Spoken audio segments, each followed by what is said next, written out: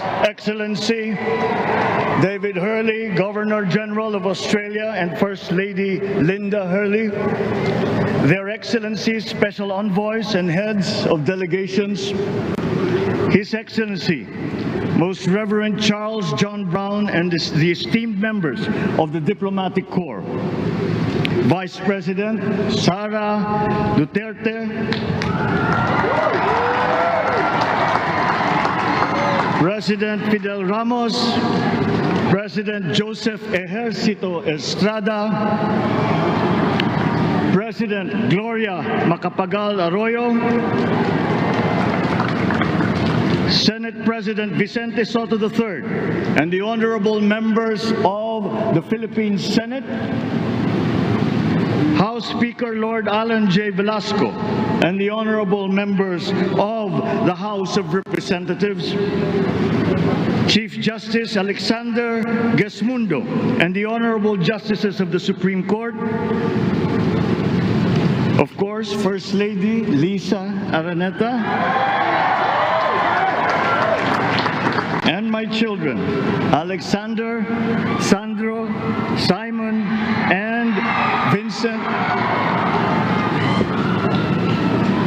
I cannot proceed without a special greeting, of course, to the former First Lady Imelda Romualdez Marcos.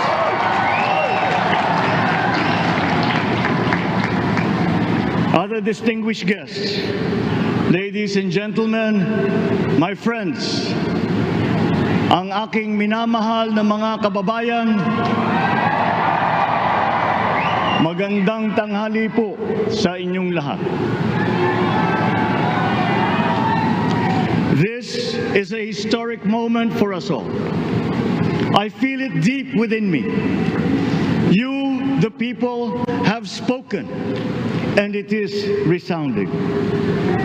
When my call for unity started to resonate with you, it did so because it echoed your yearnings, mirrored your sentiments, and expressed your hopes for family, for country, and for a better future. That is why it reverberated and amplified as it did, to deliver the biggest electoral mandate in the history of Philippine democracy.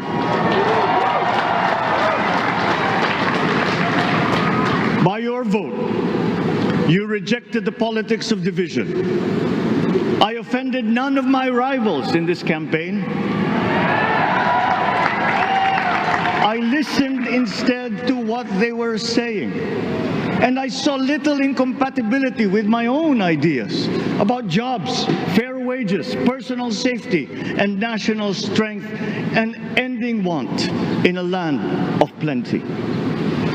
I believe that if we but focus on the work at hand and the work that will come to hand, we will go very far under my watch. You believe that too. At pinakinggan ko ang tinig ninyo na ang sinisigaw ay pagkakaisa, pagkakaisa, pagkakaisa. We will go farther together than against each other, pushing forward, not pulling each other back, out of fear, out of a misplaced sense of weakness. But we are the furthest from weak.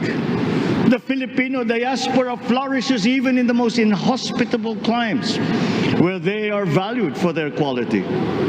The changes we seek will benefit all and will shortchange no one.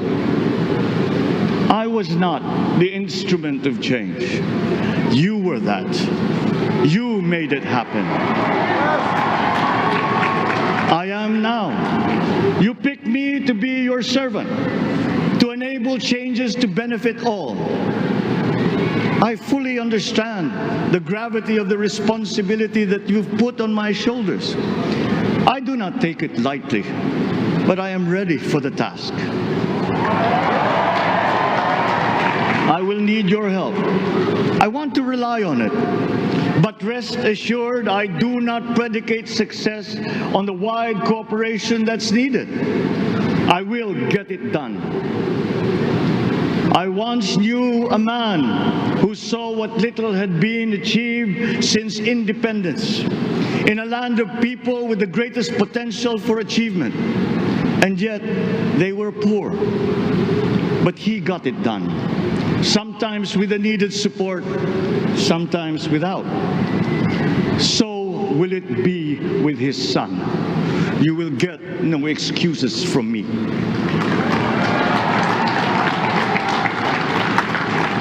I am here not to talk about the past. I am here to tell you about our future. A future of sufficiency, even plenty, of readily available ways and means to get done what needs doing. By you, by me. We do not look back, but ahead. Up the road that we must take to a place better than the one we lost in the pandemic. Gains made and lost, opportunities missed, well-laid plans superseded by the pandemic. Indeed, ours was the fastest growing economy in ASEAN by ways now outdated. We shall be again by a radical change in the way the world must now work to recover what we have lost in that fire and move on from there. We face prospects of the spread of the war abroad, of which we are totally blameless. We seek friendship with all. But countries like ours will bear the brunt of it. And if the great powers draw the wrong lessons from the ongoing tragedy in Ukraine, the same dark prospect of conflict will spread to our part of the world. Yet, there is more out there. Like going forward by new ways of doing that the pandemic forces to adopt. A stronger resilience, quicker adaptability. They are our best prevention. They are our best protection. Quiet reflection in a rough and tumble campaign of a breadth and intensity never experienced revealed some of them, such as the willingness to listen despite the noise, the hesitation to quarrel over differences, and to never, ever give up hope of reconciliation. These gave me the peace to ponder deeper. There are hints of a road not taken that could get us out of here quicker to something better, something less fragile. There is also what you, the people, did cope. But this time empowered by new techniques and more resources. You got by, getting some of what you needed with a massive government help. And for this, I thank my predecessor for the courage of his hard decisions. But there is a way to put more means and choices in your hands. I trust the Filipino. Imagine how much more you'd achieve if government backstops instead of dictating your decisions. Always there to pick you up when you fall. Giving what you need to get past a problem. Imagine if it invested in your self-empowerment to bring it closer to taking on whatever challenges come. Imagine a country that, in almost every sense, is you. Now imagine what you and government can achieve together. We did it in the pandemic. We will do it again. But again, I will not predicate my promise to you on your cooperation. You have your own lives to live, your work to do, and there too I will help. Government will get as much done alone without requiring more from you. That is what government and public officials are for. No excuses, just deliver. It was like that once upon a time.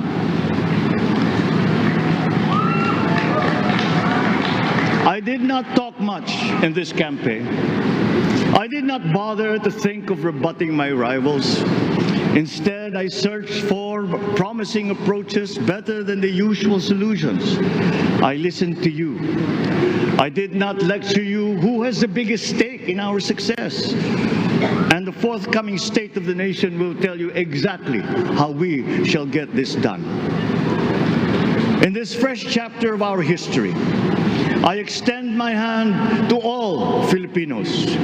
Come, let us put our shoulders to the wheel and give that wheel a faster turn to repair and to rebuild and to address challenges in new ways, to provide what all Filipinos need, to be all that we can. We are here to repair a house divided, to make it whole, and to stand strong again in the Bayanihan way, expressive of our nature as Filipinos. We shall seek, not scorn, dialogue. Listen respectfully to contrary views. Be open to suggestions coming from hard thinking and unsparing judgment. But always from us, Filipinos. We can trust no one else when it comes to what is best for us. Past history has often proven that. Solutions from outside divided us. None deepened our understanding. They were always at our expense. Never forget, we are Filipinos. One nation, one republic, indivisible. We resisted and never failed to defeat foreign attempts to break up our country in my father's watch. His strongest critics have conceded that. So let us all be part of the solution that we choose. In that lies the power to get it done. Always be open to differing views, but ever united in our chosen goal. Never hesitating to change it, should it prove wanting. That is how agile, resilient republics are made. Our future, we decide today. Yesterday cannot make that decision anymore, nor can tomorrow delay it. The sooner we start, the surer and quicker the prospect of achieving our future. These are troubling times. What's happening to others can happen to us, but it will not. We see what's happening. We are witness to how it is being stopped, and we have seen the glory that crowns struggle against all odds. Giving up is not an option. We've been through times of bitter division, but united, we came through to this when it shall begin again, but better. The campaigns I've run have taken me here where I stand today. I listened to you, and this is what I have heard. We all want peace in our land. You and your children want a good chance at a better life in a safer, more prosperous country. All that is within reach of a hard-working, warm, and giving race. Your dreams are mine. Pangarap nyo ay pangarap ko. How can we make them come true? How can we do it together? But I will take it as far as anyone with the same faith and commitment can, as if it depended entirely on himself. Sa pangarap na maging mapayapa ang ating bansa, ang pangarap nyo ay pangarap ko. Sa pangarap na maging maunlad ang ating bansa, ang pangarap nyo ay pangarap ko. At sa pangarap na maging mas masinang ang kinabukasan natin at ng ating mga anak, ang pangarap nyo ay pangarap ko. We are presently drawing up a comprehensive, all-inclusive plan for economic transformation. We will build back better by doing things in the light of the experiences that we have had, both good and bad. It doesn't matter. No looking back in anger or nostalgia. In the road ahead, the immediate months will be rough, but I will walk that road with you. The pandemic ravaged bigger economies than ours. The virus is not the only thing to blame. What had been well built was torn down. We will build it back better. The role of agriculture cries for the urgent attention that its neglect and misdirection now demands. Food self-sufficiency has been the key promise of every administration. None but one delivered. There were inherent defects in the old ways and in recent ways too. The trade policy of competitive advantage made the case that when it comes to food sufficiency, a country should not produce but import what other countries make more of and sell cheapest. Then came Ukraine. The most vulnerable when it comes to food are the countries furthest away from the conflict, those bearing no blame for provoking it. Yet they face the biggest risk of starvation. If financial aid is poured into them, though it never is, there is nothing to buy. Food is not just a trade commodity. Without it, people weaken and die. Societies come apart. It is more than a livelihood. It is an existential imperative and a moral one. An agriculture damaged and diminished by unfair competition will have a harder time or will have no prospects at all of recovering. Food sufficiency must get the preferential treatment the richest free trade countries always gave their agricultural sectors. Their policy boils down to don't do as we do. Do what we tell you to. I am giving that policy the most serious thought if it doesn't change or make more allowances for emergencies with long-term effects. There is a parallel problem in our energy supply. Sufficient fossil fuel-free technology for whole economies has yet to be invented. And it is not seriously tried by rich countries. Again, consider the response of the richest countries to the war in Ukraine. But surely, a free world awash with oil can assure supplies. Or we will find a way. We are not far from oil and gas reserves that have already been developed. What we teach in our schools, the materials used must be rethought. I am not talking about history. I am talking about the basics, the sciences, sharpening theoretical aptitude and imparting vocational skills, such as in the German example, alongside the national language with equal emphasis and facility in a global language, which we had and lost. Let us give OFWs all the advantages we can for them to survive and to thrive. Our teachers from elementary up are heroes fighting ignorance with poor paper weapons. We are condemning the future of our race to menial occupations abroad. Then they are exploited by traffickers. Once we had an education system that prepared coming generations for more and better jobs. There is hope for a comeback. Vice President and soon-to-be Secretary of Education, Sara Duterte Carpio, will fit that mission to a T.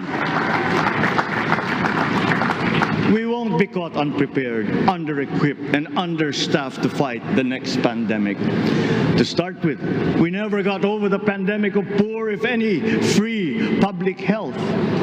The last major upgrade of a public health system, exemplified by the resources poured into PGH, predates the current shambles by 3 generations. Our nurses are the best in the world. They acquitted themselves with the highest distinction abroad, having suffered even the highest casualties. With the same exemplary dedication at home, they just got by.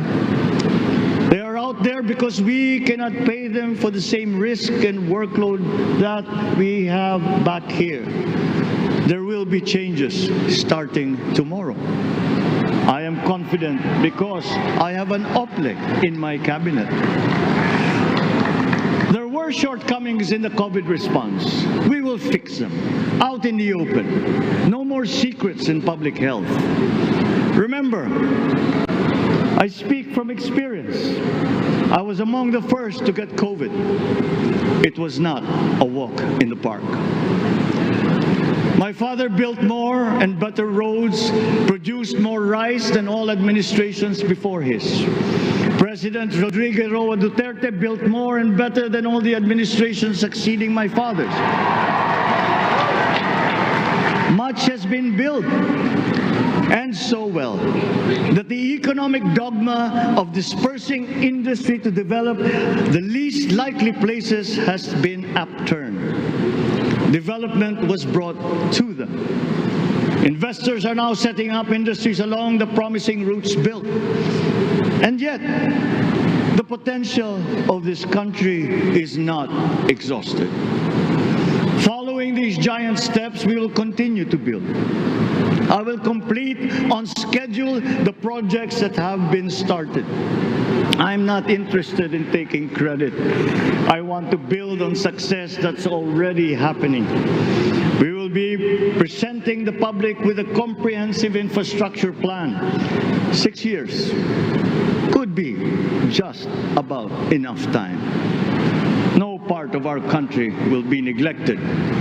Progress will be made wherever there are Filipinos, so no investment is wasted. The recovery of Philippine tourism, with its emphasis on accessing nature's beauty, I am sure will exceed expectations. And bigger is not always better, but there's something to be said for economies of scale. And yet the country invites investments in fast-rising industries with quick returns and inflicts irreparable damage for future generations. We have yet to see large-scale practical solutions to pollution, though some are beginning to emerge.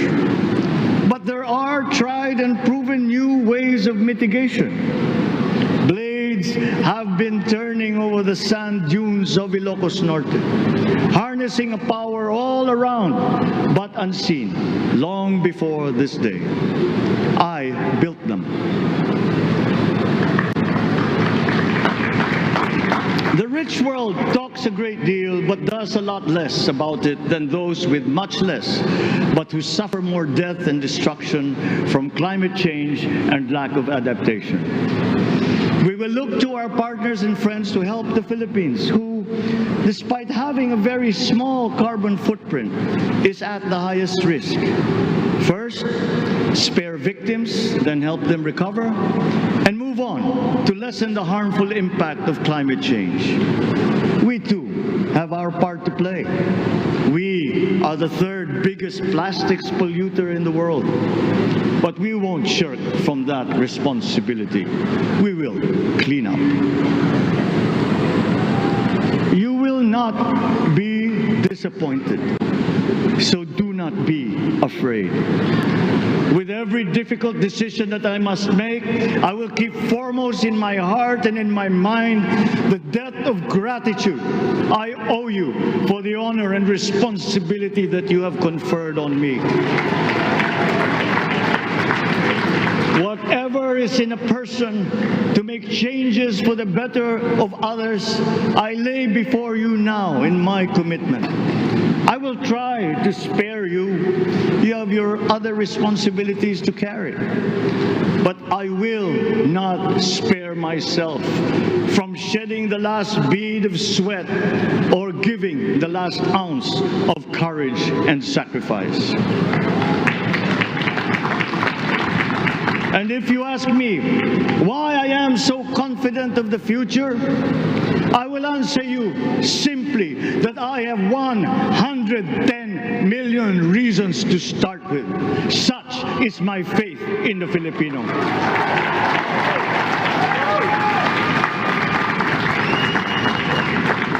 Believe, have hope. The sun also rises rises like it did today and as it will tomorrow. And as surely as that, we will achieve the country all Filipinos deserve. God bless the Philippines. God bless our work.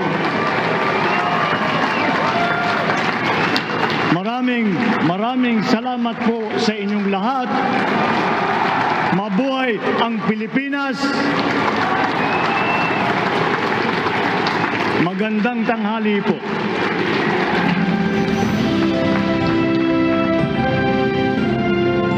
Excellencies, ladies and gentlemen, the President of the Republic of the Philippines, President Ferdinand Romualdez Marcos Jr.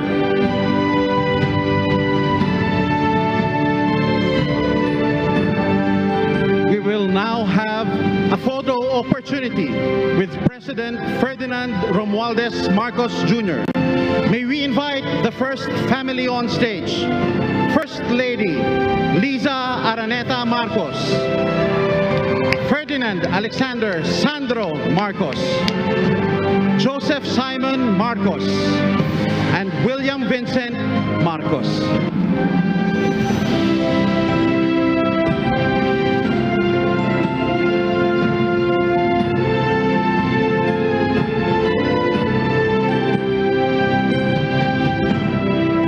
May we now request Vice President Sara Duterte to join the first family.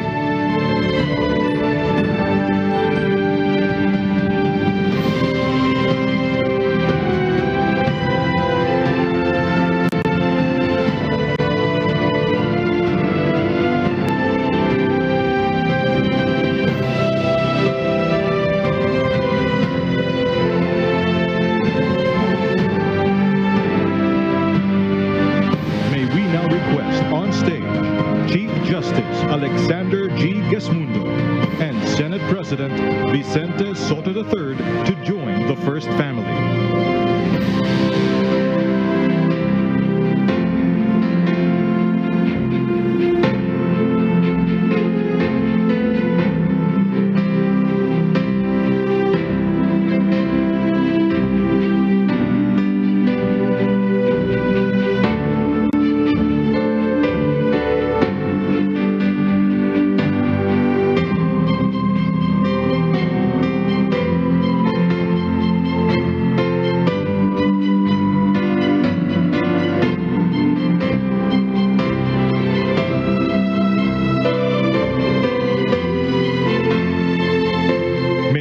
Request Madam Imelda R. Marcos, Senator Amy Marcos, and Ms. Irene Marcos Araneta to join the first family.